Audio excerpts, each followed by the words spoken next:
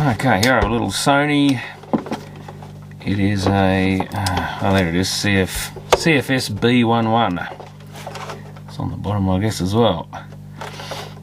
Only reason I got this is because my mum needs a little radio with a headphone socket. The other little CD player thing she has doesn't have it, so I thought I'll just grab one of these, because a lot of the stuff they sell now doesn't even have headphone sockets on it, unless you want to go MP3 or something. She just wants a radio, but this, supposedly the cassette player doesn't work. I mean, I can hear the motor running, but there's nothing in play. Oh, not even, is the capstan going? It's not. Oh, we've got rewind though. Oh, fast forward, whichever one that is. Fast forward and rewind. Not real good, but they're there. That's an interesting one. Guess I'm going to check the radio works. Getting a boost thanks to more workers returning to the office. Their entitlements. This is Air News. Partly cloudy days. Integral dual cone speakers, so it's got, yeah, like the little dual cone things, which is a bit odd in a boombox, but except some real early ones that used to do that. Oh, at least it's nice and clean. No rotted batteries in there. So I'll have a quick look and might as well just see what is actually going on with this tape deck, and whether it's something simple, even though it'll probably never get used. I might as well have a quick look. Not really a very collectible boombox, as it's a bit newer, but I guess one day I might chuck it in my boombox collection, which I'm getting a few of now. Any other screws under here? I think that's it. Or have they hidden one somewhere? No, nothing there. Ah, there, a couple down there. At least Sony put little arrows to let you know. Still a bit hard to spot sometimes. So 6 screws in that one. Hopefully now, don't have to. Yeah, now the eject doesn't work. Oh, the door came open anyway. What happened there? Or is it, surely it doesn't need power on it to eject. Oh look, they've even put a nice speaker connector in there, so that's good. We can get rid of the front, which is a nice feature.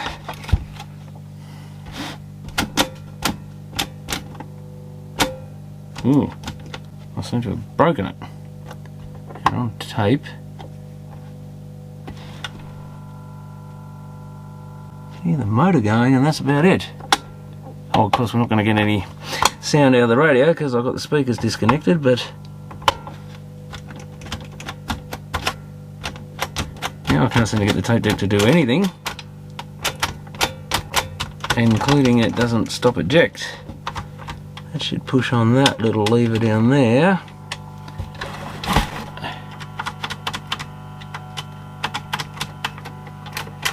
And the motor's down the bottom here. So I assume I've got a bad belt or something, but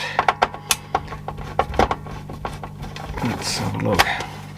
Is this going to be a pain with the radio dial? It might be. Looks like this sits under it. Maybe it all comes off together. How does that come out? Yes, those 2 back screws helped hold the cassette player in place. I'll take that little, get the head wire out of the way, and then, oh, it does just lift out. That's a nice design. If you don't touch anything, it should go back in with the dial in the right position. And it's just one of these little standard cheapo mechs, I think. Or is it a bit different? This one's a bit different again, I think. But nice, like most Sony stuff, they've put nice stuff in there so you can unplug everything. Just be super careful because there's 240 volts in there, at least when the power's on. No, this is not a standard deck, unless this is another later one again. This one's got a lot of gears, hasn't got the normal auto stop thing, and there, even that eject lever's quite different. Does that need something in place? No. I can't get anything to mesh now. That's the recorder course. Cord and play go down together. Weird. So So we've got 2 belts in this thing, and yeah, the one going to the motor, God, it's got a great big lumpy, it's as weak as, it's going to be slipping pretty badly, I would think. I wonder if this, oh yeah, this does have a gear, so I wonder if this needs to get to a certain position before it's fully stopped or something. Or is that just part of the idler's? Got an idler there, now that runs off a separate idler belt. What does this other gear do? Oh yeah, now we're back in eject, so there must be some part of the mechanism needs to reset mechanically before we can lock anything in. Well, that should be, in theory, easy to get off, but do we need to really remove the motor or capstan? What are the chances of changing that? I guess what you need to do is flick it off the motor pulley under there and then pull it back up this way. Ugh, it's a pretty gooey, look at it, limp and horrible belt. I'm not even going to stretch that because it'll probably won't come back to, yeah, it's starting to turn to goo, I think, that one. So that of course means the other one won't be much better. And yeah, you can see when I turn that there's like a great big lot of flexing either side. So that one's just about turned to goo as well. They might on a good day be the same as each other.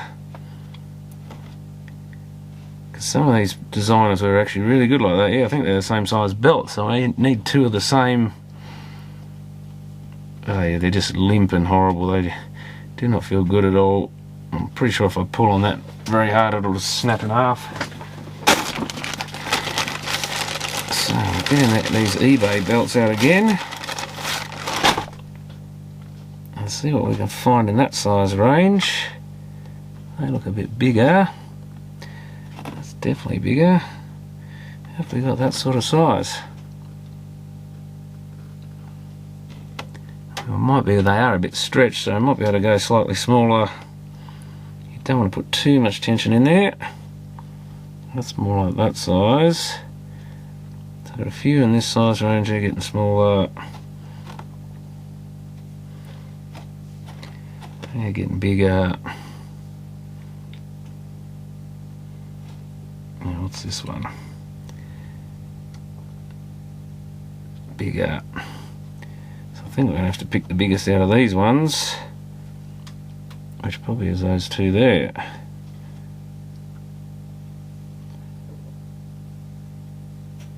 They're slowly getting bigger again.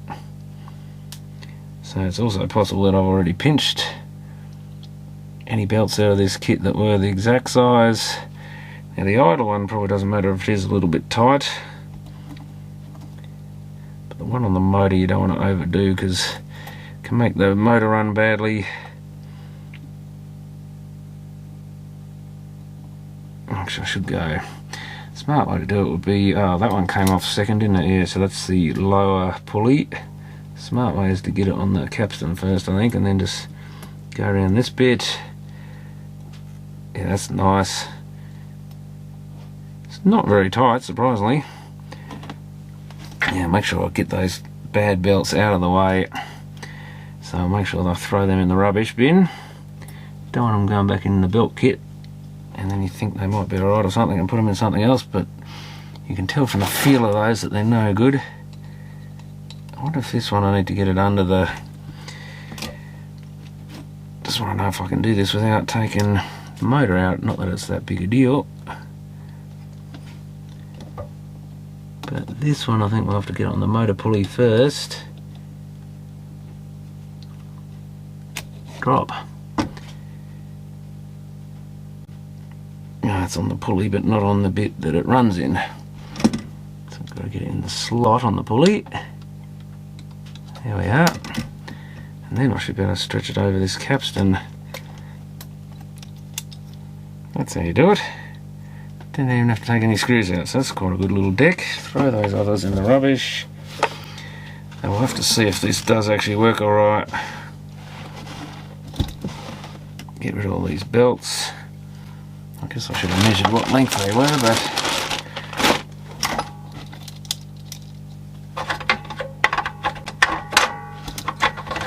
That's why I should really still get them out of my proper belt collection. I'll have to measure up these belts and put them in some bags or something. Does that just sit like that? Must do. So actually no, in the old days you'd get them out of the bag and you'd get the measurement off the bag. So we've got to plug a red wire in for the white wire first, I think, for heads. We've got a little record play switch here on the board which comes off this lever, and the red wire for the motor and stuff, motor and motor switch I guess. It's a nice simple little unit to work on. And that, oh, that went over that radio dial bit, that's got to go back in. And with that wire, head wire sitting over it, like so, and that's, yeah, that's basically just held in place when the two screws in the cabinet go back in. And we need two screws back in the bottom there. Screw it in place, I guess, make sure that record switch is in the right spot. Yep.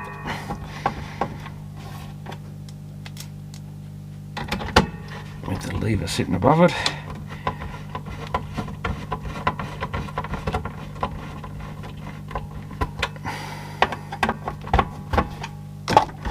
Okay, well, we should at least have some mechanical action here. Yeah, everything's running. Plenty of torque.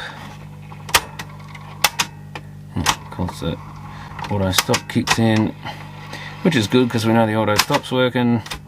Yeah, eject lever, and to be honest, it's got a little bit of muck on the capstan. It's probably hardly been used, but we'll give it a, this cotton's no good.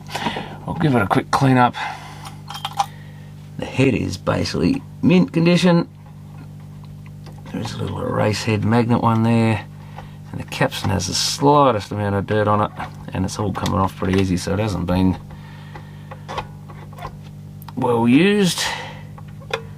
Man, I wish all the old tape decks were as simple as these to do.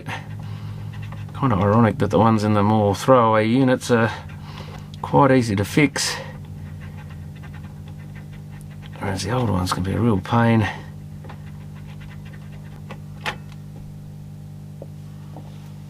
But at least it's nothing like a Harman Kardon. They are probably the worst tape decks to work on, or at least one of their models, which I did do a belt kit in one once, and next time people bought onto me I told them I'm not interested because they were really annoying to pull to bits. I think you had to pull the whole front off it or something, and I forget exactly what it was, but there's no easy way to change the belts in them without dismantling quite a bit of the whole player. So I didn't touch one of them again. But yeah, some of these modern ones are actually quite simple, even though the units are barely worth anything. But I thought I'd have a quick look at it, see if it's something simple. Audio up. See if our tuning dial's still in about the right spot. Actually nominated for an acting category. Like, did that film just... Certainly in the right area. It's actually a pretty sensitive radio in this too.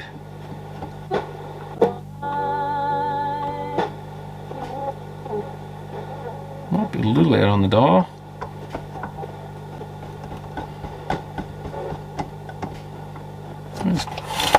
Triple J used to be a good one to test, get around 92.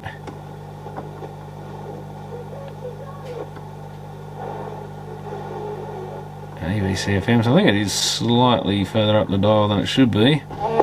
Let's see. Well, when we get to the end, it hits 0, and the other end hits 10. So if it is out, it's not something I've done. Assuming that black mark is where we should be. It's more where that white one is. I think is showing the frequency.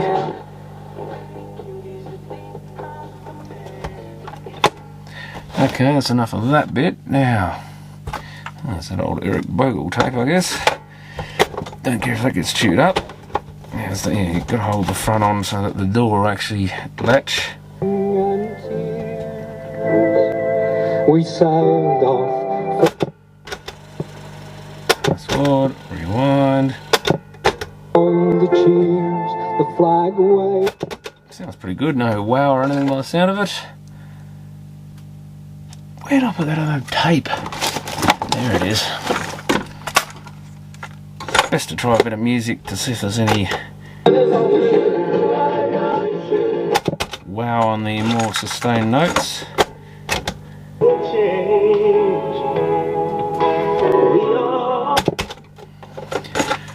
I guess we can put the 1 kilohertz test tape in there, is probably the best test.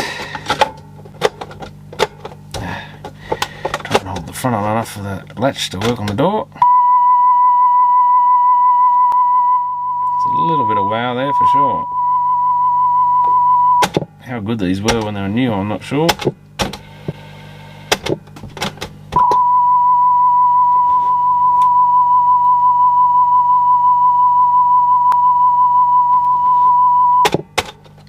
But that's probably acceptable for a boombox.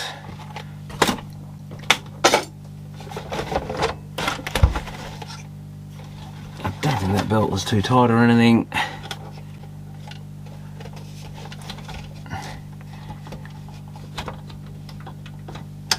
So I think we'll just put this one back together and call that fixed. I guess it is getting probably on a few years. It's probably sort of mid-90s or something, I guess, type of era. Maybe even early 90s.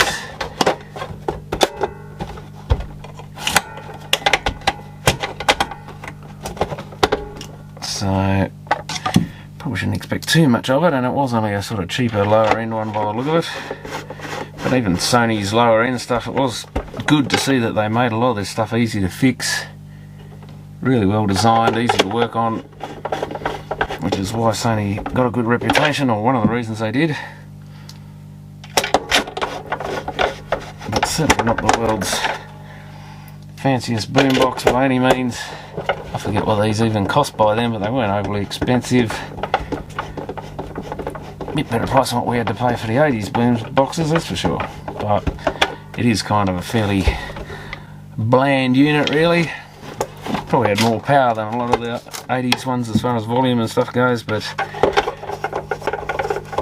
definitely at the bland end of the market.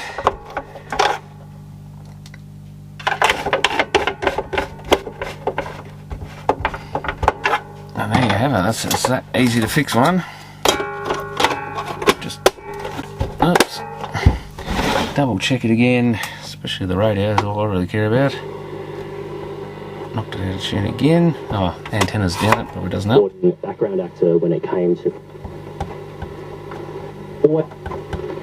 big time. Brings me from a grandstand to tell me all about it. Robbie, good to speak to you.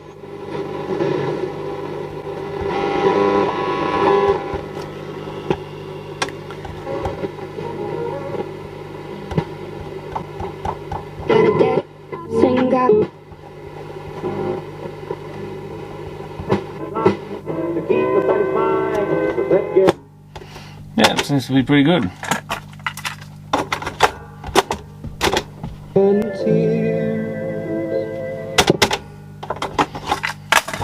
So there you have it. You can actually fix one of these things in about 20 minutes or so, I guess, if you've got the belts handy.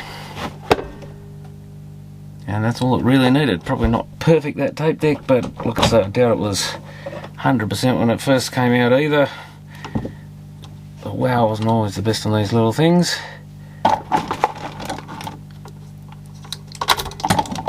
But I doubt that tape deck will ever get used anyway. But it'll make a good little radio with headphone socket. Just give it a quick clean up and it should be fine. Thanks for watching.